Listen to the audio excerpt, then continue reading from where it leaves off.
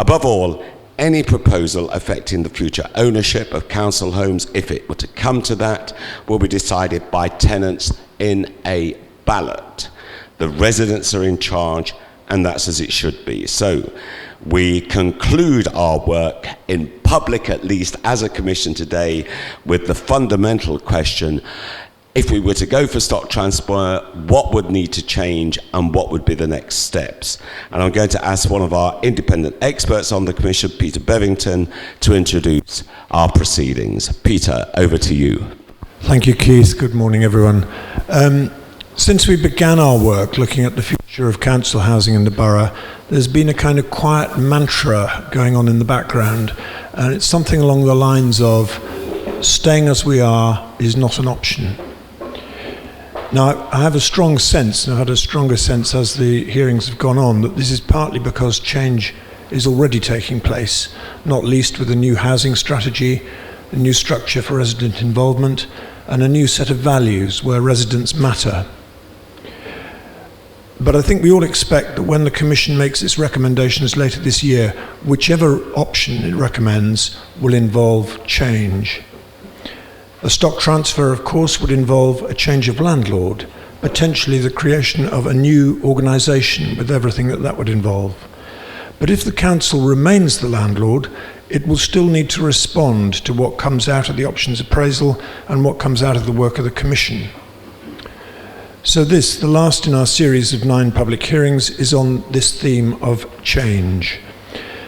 Whichever way the council decides to go at the end of this process, what would need to change? How would it change? What would be the process of change? And how long might it take? And of course, what would be the impact on residents? And what role could residents have in shaping the future themselves? Peter, thank you very much indeed. And we begin our taking of evidence with, as this becomes somewhat our pattern, taking of evidence from internal Hammersmith and Fulham witnesses, and I am delighted to welcome again Mike England and Stephen Kirridge from Hammersmith and Fulham, and I'm going to begin by asking them to say a word about themselves and what they do. Stephen, why don't we begin with you? Good morning, everybody. For those who don't know me, I'm Stephen Kirridge. I'm Director of Asset Management and Property Services at Hammersmith and Fulham. And up until this week, I was Acting Director of Housing Services. Our new Director of Housing Services joined us this week. We thought it was probably too soon to invite him along to a Saturday morning, but I'm pretty sure you'll get to meet him fairly sort of soon. I've been with the council 3.5 years now. Seen a lot of changes. Obviously, it's been an interesting journey, and I think where we are at the moment with the Commission looking at the future options for housing, I think is the right place to sort of be, and I'm looking forward to whatever recommendation that comes. But I do think, following on from what Peter's just said, is that it's unlikely we will stay as we are. I think a lot of the stuff that's been done to date has actually given us food for thought, and I think the continuation of collaboration and working even closer with residents to sort of move it forward to a much better service delivery, whatever that service is, I think is welcomed. Good morning, my name is Mike England. Together with my colleague Kath Corbett, I'm one of the lead directors for housing at Hammersmith and Fulham. The other main part of my job and my core job is to run the housing option service, which is responsible for housing need, homelessness and temporary accommodation. I'm also the corporate lead at Hammersmith and Fulham on welfare reform. And I have overall responsibility for housing strategy within the borough. And at the moment I'm also acting as the lead on this process, so I'm acting as the main link between the work of the Commission and the work of the local authority. Well, you're both very welcome, and we're very grateful to you for all the support that you've given to the Commission. Mike, I'm going to kick us off by cutting to the chase and going for a very current issue, which is the Chancellor's budget statement of this week. And I want to ask you, what in your view are the implications for housing finance of the Chancellor's announcement this week of a year-by-year 1% reduction in social rents over the next 4 years? Well, thanks for that, and you're right. It is a crucial question, and I think the first thing to say is that it'll take us some time, I think, to work out what the implications are. Not least because it's not yet clear what is actually announced. I don't think, because the first question that arises on when you hear about a 1% reduction is 1% on what? Is it 1% on previous plans? Is it 1% against target? And my colleague Kath will have told you all about target rents. Or is it just a straightforward reduction on the rents that we have now? Now, the budget book, the detail of the budget book, suggests that it's that latter one. In other words, it's a reduction on nominal rents. So I suppose the first thing to say about that is that from the point of view of the family budgets of individual tenants, that's good news if you are one of our tenants who are currently not on housing benefit. For people who are on housing benefit, which is about 57-58% of our tenants, there'll be an automatic adjustment to their housing benefit when the rent goes down. But for the remainder, 40, 42, 43%, a reduction year on year is good news for their family budgets. That's the first thing to say. On the other hand, on the face of it, this looks like bad news from the point of view of the business plan within the housing revenue account, and you will have heard from Kath in considerable detail about that. And for colleagues and people in the audience who haven't heard about this, the business plan really sets out over the next 40 years the council's plans for investment in the housing stock and the cost of managing the service, and compares that with the income we think we're going to have, and comes to a conclusion about what we're going to be able to afford to do over that period. But that business plan is based on assumptions about what's going to happen to rents. And those assumptions are that rents will rise slowly according to a formula that is applied to all local authorities and to all housing associations for a period of time. And what this announcement appears to do is to break the validity of those assumptions, and we can no longer assume that those assumptions are going to be correct. In fact, it looks as if we know that they won't be correct. Now, of course, the same would apply to housing associations. So from the point of view of the work of the Commission, the same issues about business plans will apply to housing associations as would apply to the local authority. But on the face of it, what we are going to have to do, and what I think Kath and Stephen in particular are going to have to do, is to go back into the business plan now and see whether we will still be able to afford to carry out the programme of works that we had assumed that we would be able to carry out over the next 30 or 40 years with less income. We're not in a position yet to be able to say what the effect of that is, but it feels quite an important effect, really, given that we're talking about a rent reduction over a number of years, and given that we don't know what will happen at the end of the 4-year period. From the point of view of the work of the Commission, I guess you might argue that the fact that it may be more difficult for us to invest in our property may strengthen the case for doing something different, and therefore strengthen the case for a transfer. But on the other hand, there's another factor here, isn't there, which is uncertainty. And what the Chancellor's done, I think, is to tear up the understanding that there has been since HRA self-financing came into effect in 2012. And that understanding was that the local authority would take on all the risk of managing its housing stock, but as a benefit would be able to plan in its own right over a long period so that it was able to manage its assets better. And I think this announcement tears up that understanding. And I think what it introduces is a degree of uncertainty, both for local authorities and for housing associations and potentially for funders, as to what's going to happen over the next 10, 20, 30 years.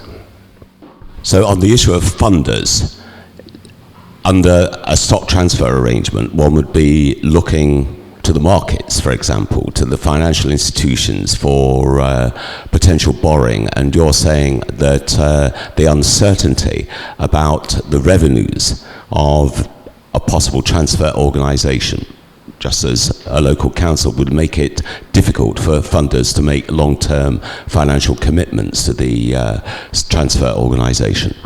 Well, we've only known about this proposition for 3 days, but looking at this from the point of view of a funder who was looking to fund a new landlord to take on this property, and a new landlord who was seeking to borrow money to do that. As a funder, you'd be looking at the security of the income that was available to that new landlord. Now, up until Wednesday, I think everybody thought that we had a pretty good fix on what that income would be likely to be. I'm not sure that's the case now, looked at from the point of view of a funder. Thank you for that, Mike.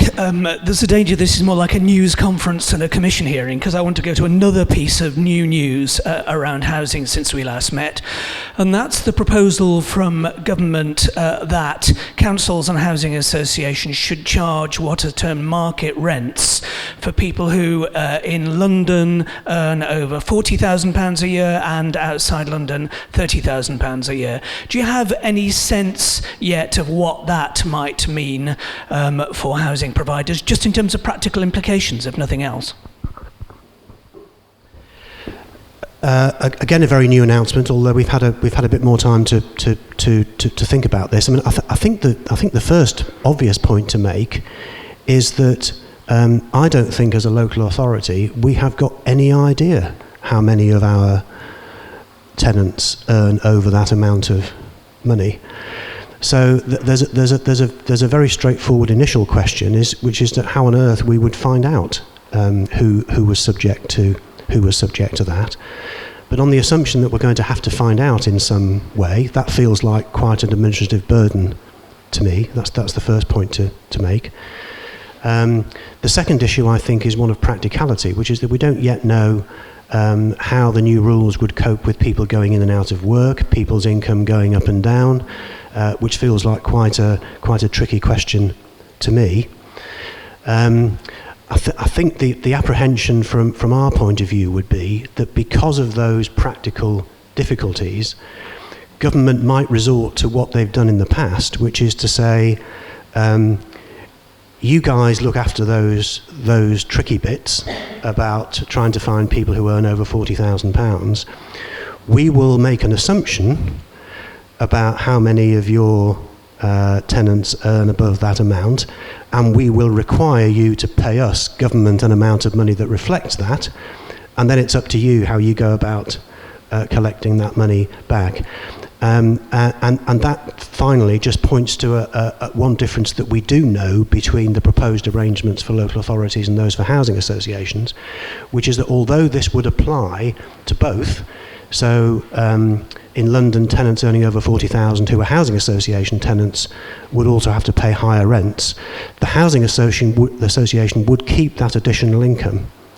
In the case of the local authority, we would have to pay that additional income back to government. So in effect, it's the reintroduction of a subsidy system, actually, in which previously many local authorities had to pay what was regarded as surplus income back to government.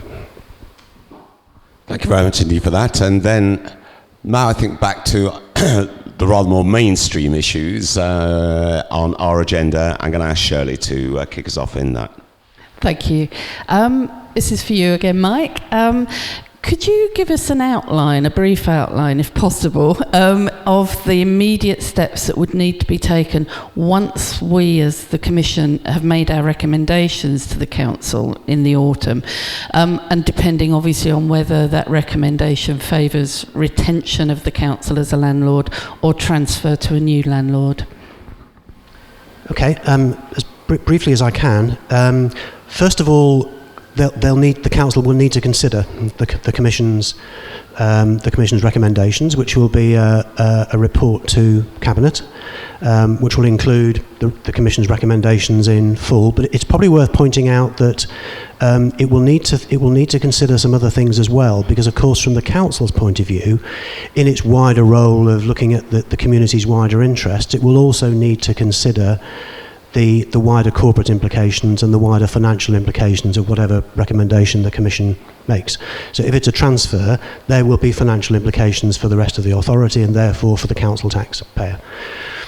Beyond that, on the assumption that there is, as Peter said earlier, that there is a change of some sort, there are the bureaucratic bits that we'd need to sort out. So we'd need to sort out budgets for whatever change is required.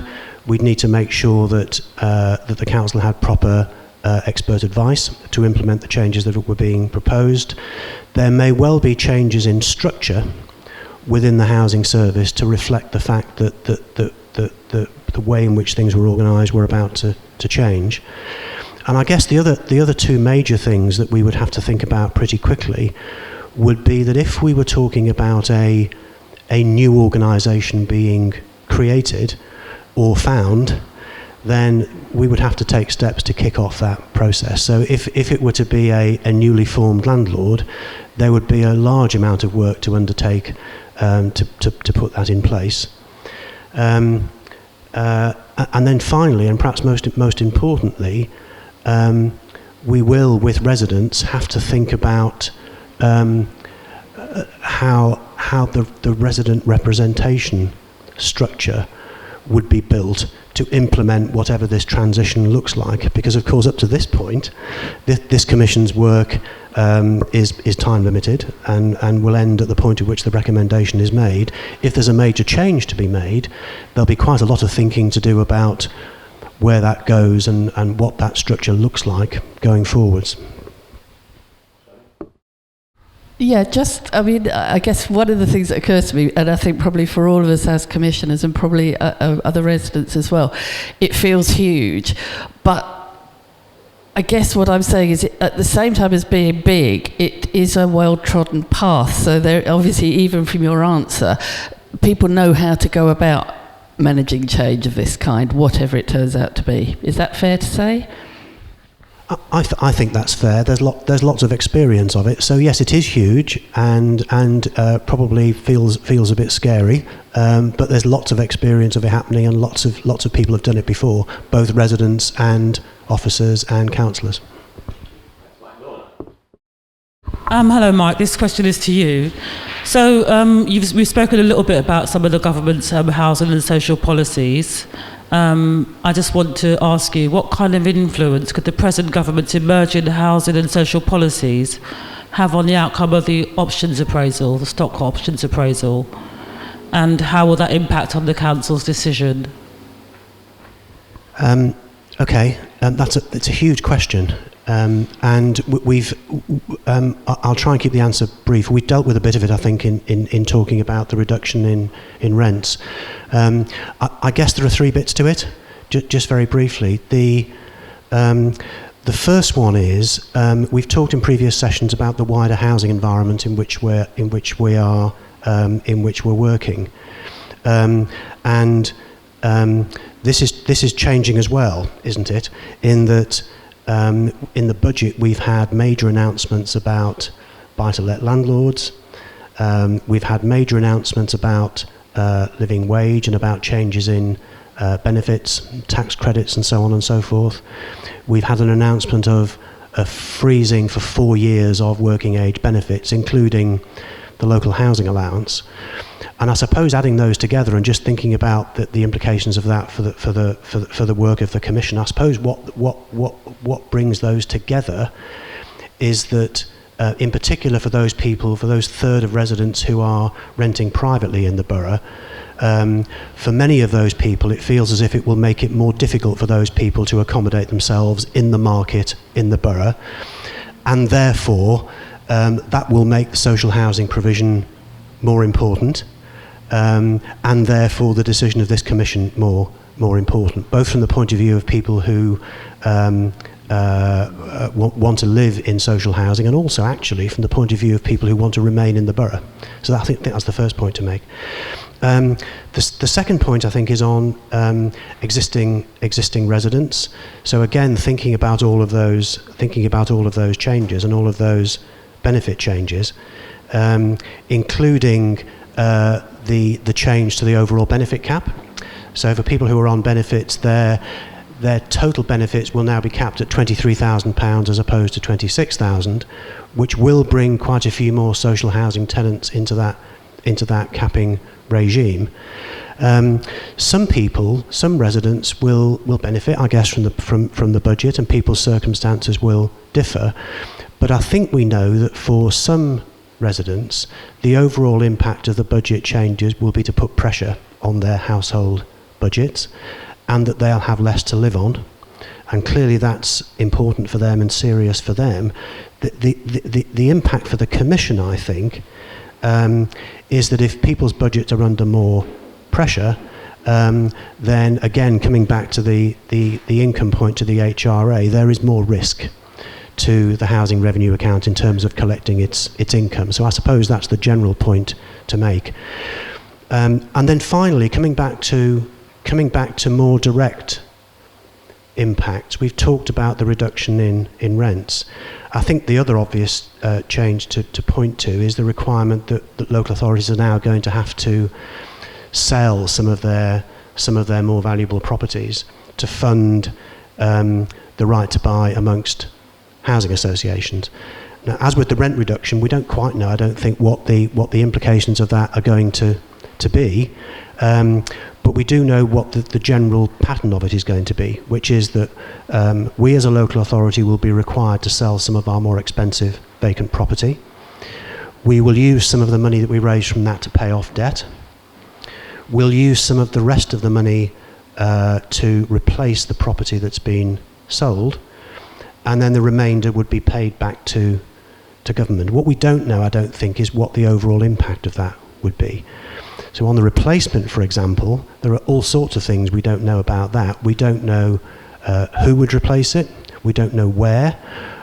We don't know when. And we don't know how. So it's just about possible that the impact of that would be neutral. But I think there's a lot of scepticism about whether this replacement will actually happen, and if it doesn't happen, it feels as if there must be impacts on the business plan from that new policy, in the same way as there will be impacts from the reductions in rent.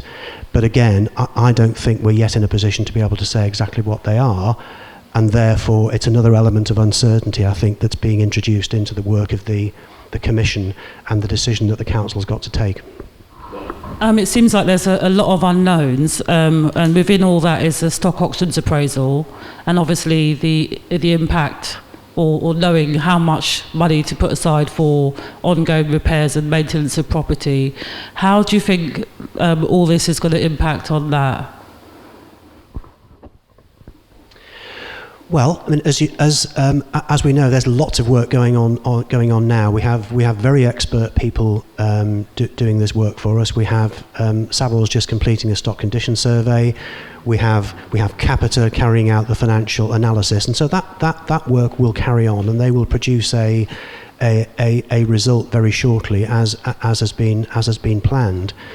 What I think we're going to have to do, though, is to sit down and think through what it is that we know or could know over the next few weeks about what the implications of these changes are, and then come to a view about how they would impact on your decision and how they would impact on the council decision.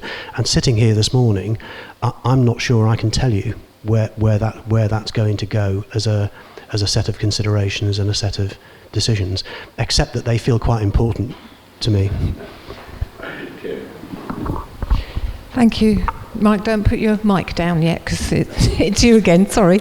In the event that the council decides to pursue an application to transfer, what would be the timetable and key decisions? And I think you've kind of covered it a little bit, but maybe in a bit more detail. Okay. Well, in terms of decisions, there will be a whole series of formal stages that we'd have to go through, and I won't go through those in detail. They're set out in the government's transfer guidance. But broadly, what we're talking about is that there are 4 sets of people who need to be happy with this process. One is one is residents themselves, the most important people, because as we've said many times, this wouldn't happen unless residents wanted it to happen. Secondly, the local authority's got to be happy with it and to take a formal decision to proceed with it. Thirdly, government has got to be happy with it in its various guises, DCLG, GLA and HCA. And then, of course, if there's a new landlord in play, the new landlord would have to be happy with it. And there would be a formal set of decisions leading to that. So, for example, the council, in taking a decision on the recommendation of the commission, would in effect be kicking off that process, and would then go off and talk to CLG about that proposition. In terms of timing, there are lots of caveats here. The first one is that there would need to be probably need to be a transfer programme, and government hasn't yet set out whether there will be one. We would need to have all of those approvals in place, and these things can hit obstacles and take longer than one might think. But if you take the assumption that all of those approvals are in place and everything goes swimmingly, the transfer manual sets out an ideal timetable, which is about 18 months. So if a decision were taken in the autumn of 2015 to pursue a transfer, then, and everything went swimmingly, you could conceivably get to a ballot in the autumn of 2016. And if you then assume that you need 6 months beyond that to effect a transfer, that would take you to a transfer in the spring of 2017. Now that's extremely quick. I mean, I think anybody who's been involved in this process will know that that's quite ambitious, and that's the assumption that's on the assumption that everything goes perfectly. If some things take longer, which they might, all sorts of things, the resident consultation, the DCLG approval, the setting up of the new landlord, then you're looking at some time later than the spring of 2017, and beyond that I don't think it's possible to go. Mike, just on this process of consultation with residents, and this is a question that has been put to me as I've gone around the borough talking about these matters, and that is, what kind of information and what kind of documentation will be available to residents to help them to make up their mind on this subject, if it were to come, to a stock transfer proposal, which is, I emphasise, in the area of speculation? I think in 2 broad stages.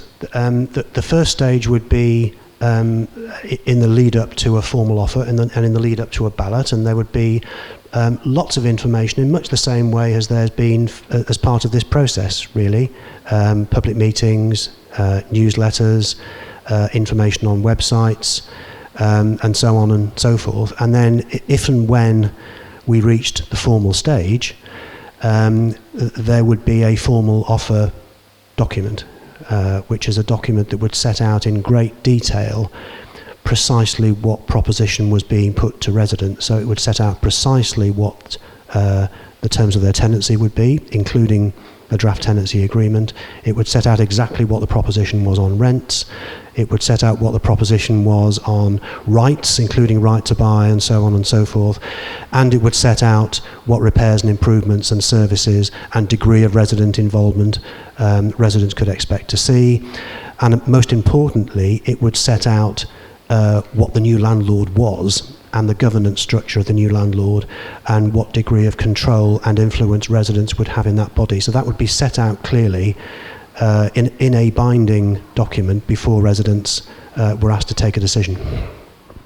Thank you, Mike. That's very helpful. Peter, I think you have a question for Steve at last. Yes, let's give Mike a rest.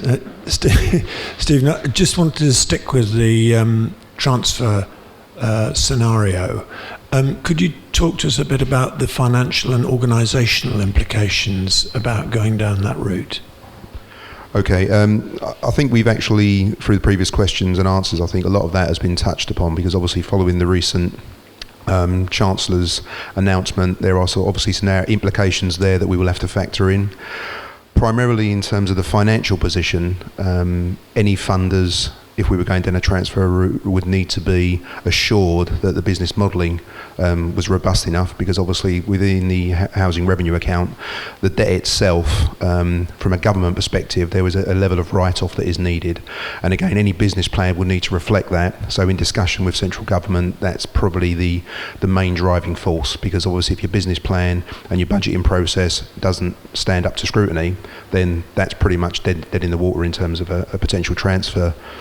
From an organisational point of view, I think the biggest issue from where we are at the moment is if you think we are a housing department which is reliant on a number of corporate functions to assist us in the delivery of our services. So even down to the building we're in, that is effectively a corporate building which we rent.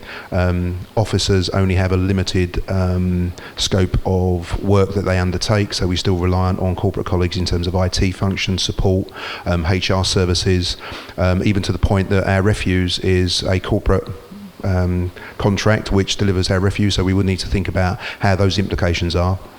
And I think from a transfer option of going down that route, I think the biggest implication from a council perspective is there is an impact on that side of the fence as well, in the fact that we, from a HRA point of view, contribute a significant amount of money to the council in terms of the services that we provide. So I think when you look at that, the council itself has organisational change issues that it needs to obviously deal with as well.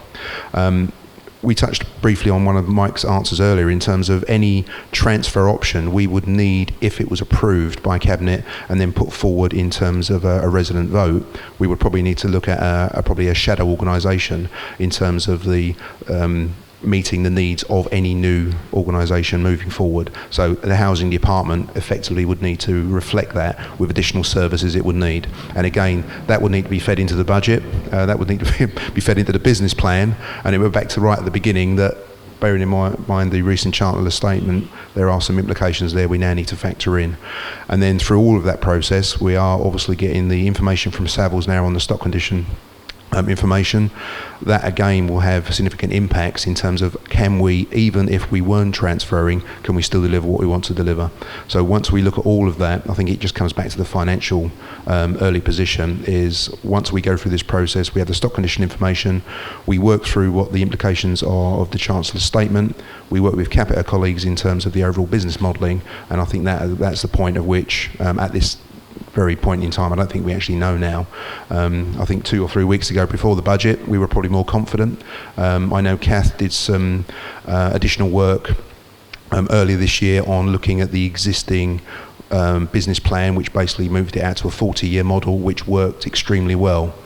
But at the moment, some of the implications in terms of rent reductions, because that is effectively what would service whether it's a housing department moving forward or a stock transfer association. So there's quite a lot to be thinking through at the moment, and still a lot of work to do, really. Did you want, and then Lorna? Yeah, that sounds like a lot of tasks in order to get to where we need to be. I'm just wondering if you have any idea of what you need to prioritise in order to make the changeover successful.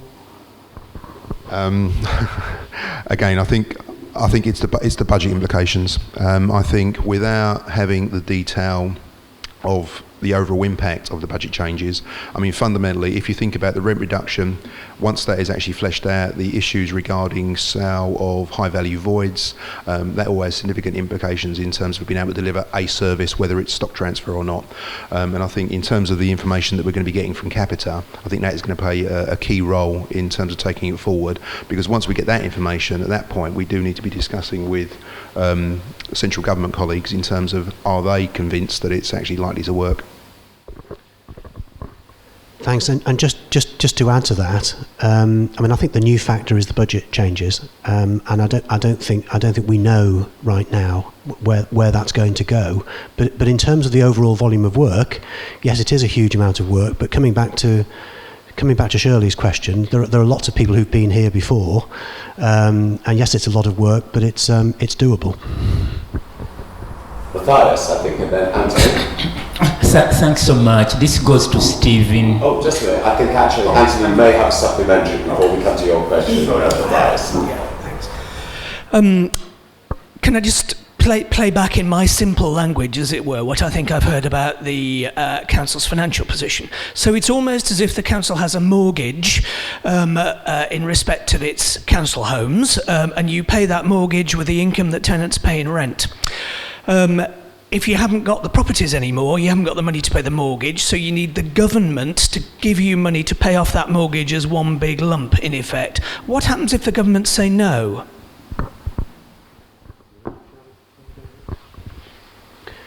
Well, I think what you're suggesting is that if we were to go down the transfer route, and what Stephen was suggesting was that if we go down the transfer route, it's possible that in order to make it work, we would require government to step in and help us to deal with the outstanding debt or the outstanding mortgage on the property, and that's a pretty common situation these days.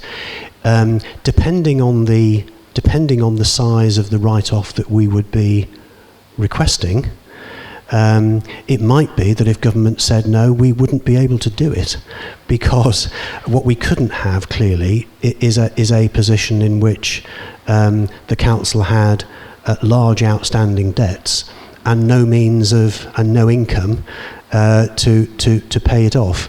So if the government were to say no, that might end the proposition. I think it's as straightforward as that, even without getting into the question that we would need Secretary of State's consent to do it anyway, and it might be withheld, and the council probably wouldn't think it was a sensible idea anyway. So I think the straightforward answer was that the proposition might well end there. But I think actually it is important to bear in mind that although ultimately the government can make a decision as to whether it wants to support the transfer or not, if the proposition involves pluses around the will of residents, around the financial benefits of the transfer, plus employment, education, and other positive factors, not least including the potential for new build, then this becomes a difficult proposition for central government to resist. Yes, I think that's true, and that's why governments in the past have done it.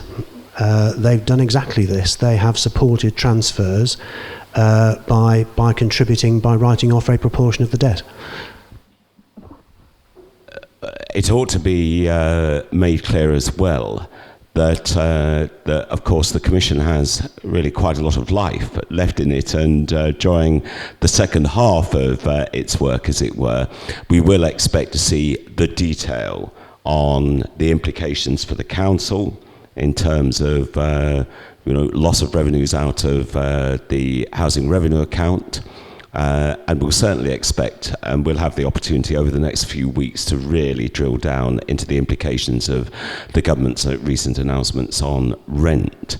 So we would expect in due course to have quite a lot of hard evidence around these various developments.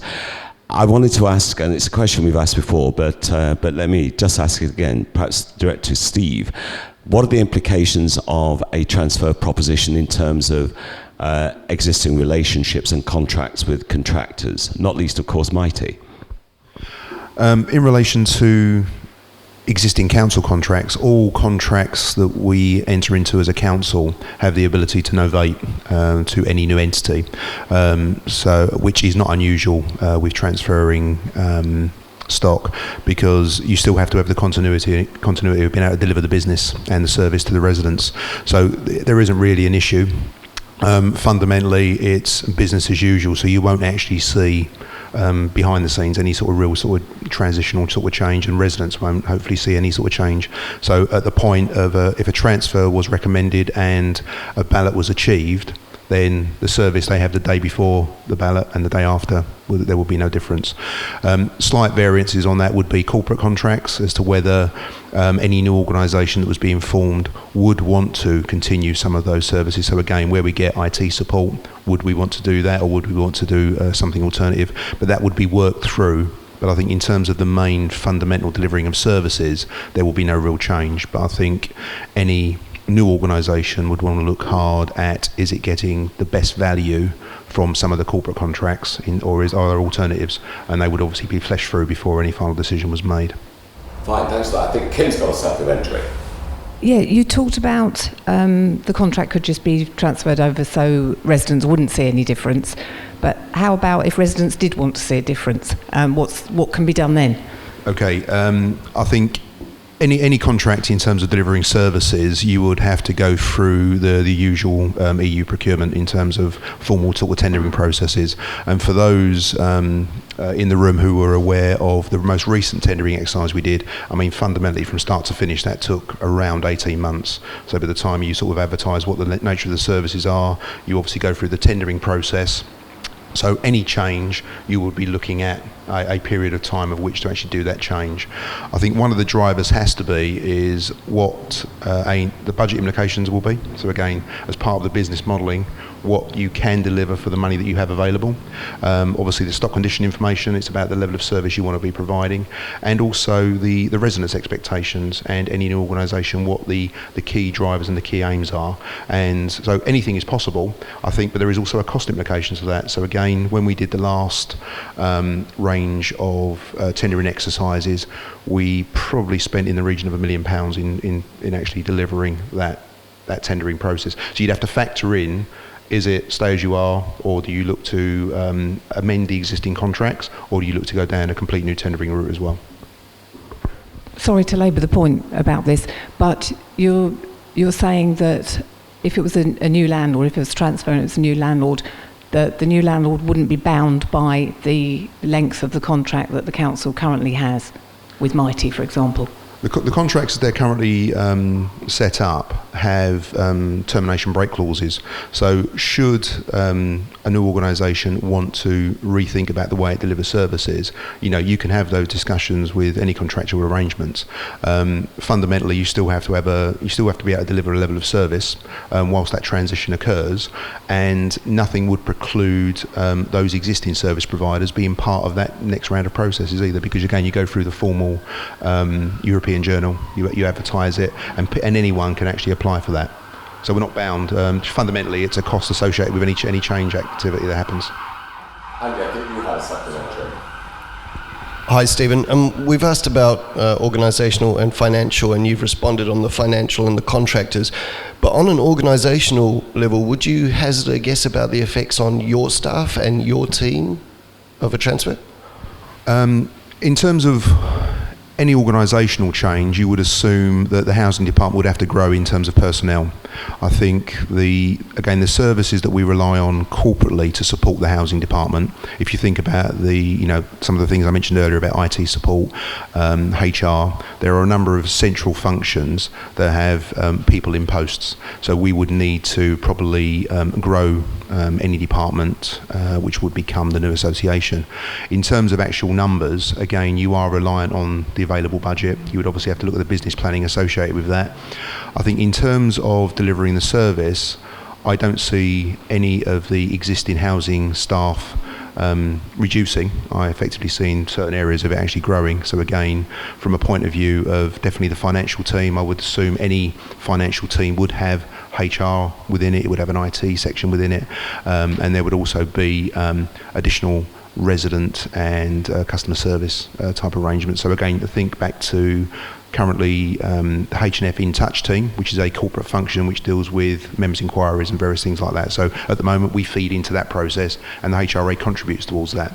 So the organisation, I think you would see a much larger number of personnel actually working in an organisation.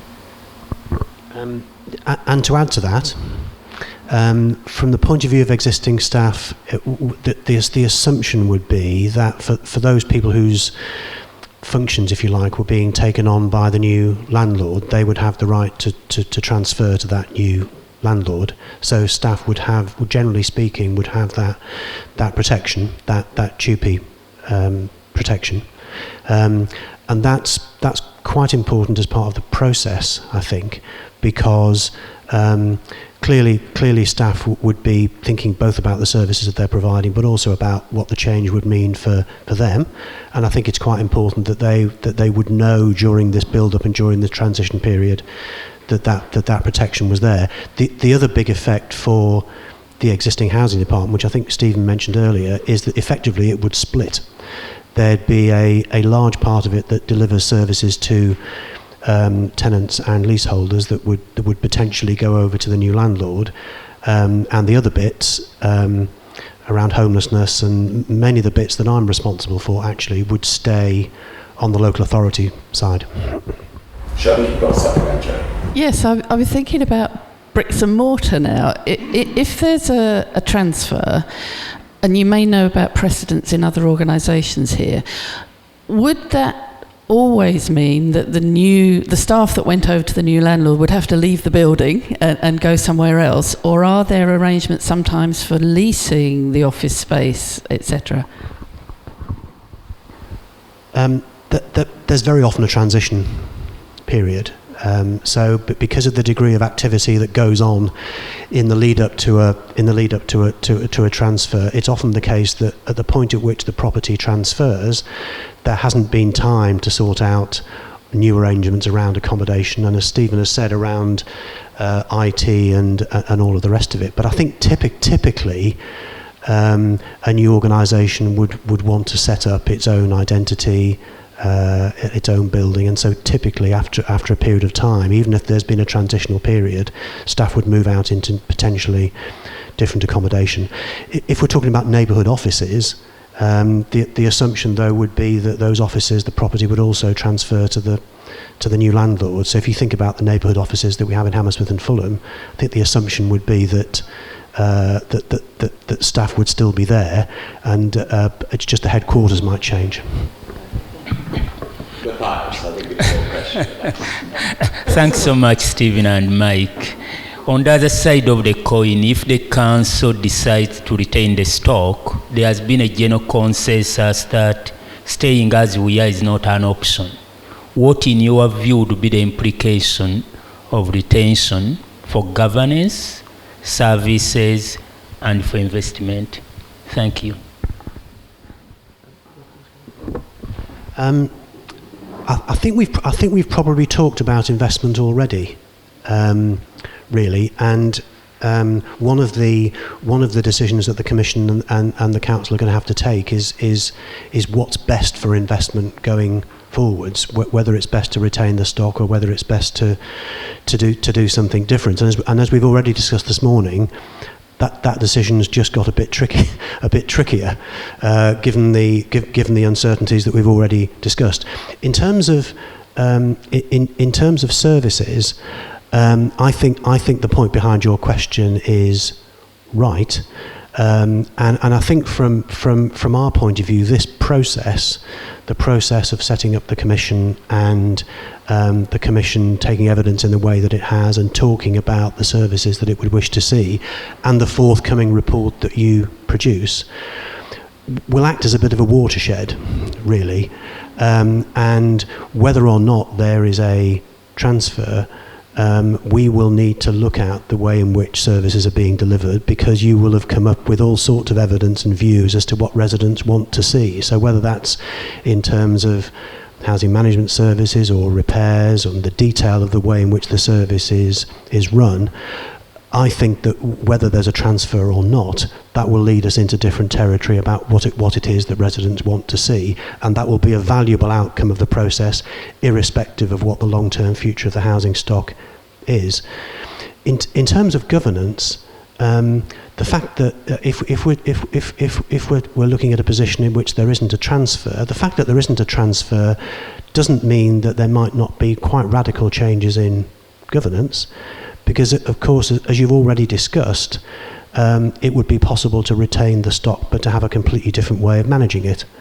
and it would be possible to have a completely different way of managing it, again, that puts residents in the forefront of running the service and deciding what the service should be and how it's run. And again, I mean, it's a matter for you as a commission, but again, this process feels like a bit of a watershed to me. And so I think you're right.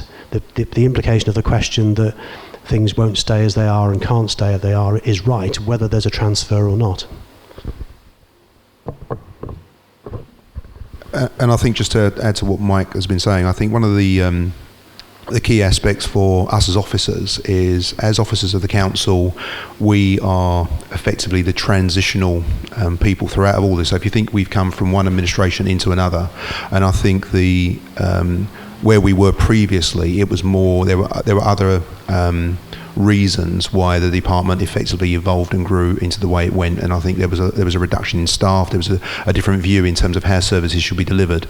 I think personally, from my involvement with the commission in terms of the last sort of few weeks, in terms of listening to some of the residents and some of the resident engagement groups, I think what is quite clear is there's a greater deal of value to be added from the resident engagements and different routes that are being taken to actually get to a position where we need to rethink what expectations are, and so that everyone understands. Because I think, to quote obviously the current administration, doing with not to, I think is a key point. And I've heard it a lot, but I actually think you've now seen that marked change difference. And I think the people that attend these hearings, and I think you yourselves as part of the commission, I think it's quite clear that change will occur, and I think the outcome of whatever the report is from the Commission will be effectively like the guide to us as officers in terms of how we implement that and how we can obviously bring forward proposals that will meet some of those agenda items. Got anything else to add? Could I just add, of course, that there will be a further source, at least one further source of information, which will be available to the council about what needs to be delivered and how it needs to be delivered. And that is, of course, that very shortly now we're about to embark on the survey of residents, which will be a representative cross-sample of all residents. And as part and parcel of that survey, I mean, we will obviously be asking detailed questions about the aspirations of residents, in part about governance, but also, of course, about the quality of their homes and improvements to their homes, and also, I think, about what their expectations, hopes, aspirations are in the direction of the delivery of better employment opportunities, of education and health opportunities at the local levels. So it will be a combination of the sorts of very valuable exchanges that we've had with residents through these public hearings, plus the outcome of the survey, which will inform the sort of the detail of the recommendation that we make in due course, whether it's in the direction of retention or whether it's in the direction of transfer. Anything else on that question? In that case, I think probably our final question is from Andy Robson. Andy. This is a question for you both. We've touched on this briefly already, but in the light of the Council's initiative in setting up the Residents' Commission and the process the Commission is overseeing, how do you see the future of resident involvement in the borough if we look at both a retention or a transfer option? Again, I think back to my previous answer, I think what we have valued, definitely from the senior management, definitely within housing, is the level of involvement has given us, shall we say, a better understanding in terms of some of the difficulties that have been held in previous sort of years. We would want to see maybe an involvement of something like the Commission in terms of a sort of central body. And I know that from a resident engagement structure, there's been a lot of discussions with various TRA forums, various estate forums, to look at simplifying some of it, because I think historically we've probably could have been accused of, having meetings for the sake of meetings, but people not really feeling valued in terms of their engagement. So obviously we want to make sure that any future engagement has a meaningful input and obviously a meaningful outcome in terms of being able to see real change, because over the 3.5 years I've been here, I've been at various meetings over those years. I think I can safely say that I have seen an improvement. I mean, I think there has been a number of engagement. I think it's about continuity as well. I think it's, if you've got, from an officer point of view and indeed a resident point of view, if you have that continuity, you obviously do start to see some value, added value, and obviously that is something we want to welcome. I think we do recognise from a housing department and obviously where we've come from in terms of change, there were probably gaps in terms of support from housing, in terms of just not enough officers or not enough skilled people in terms of being able to support that function. That is changing. But I do think there's still a way to go, and I'm not going to stand here and say we've got it all right. But I think as long as we understand, both from an officer point of view and from a resident's expectations point of view, if there is that continual engagement, it can only get better and it can only improve. And I think residents then themselves become the advocates of if you like, the improvement in services, and I think that's what we want to all welcome in terms of moving it forward. I agree with that. I think there's been a gear shift over the last year in the way in which residents are involved in considerations about the service.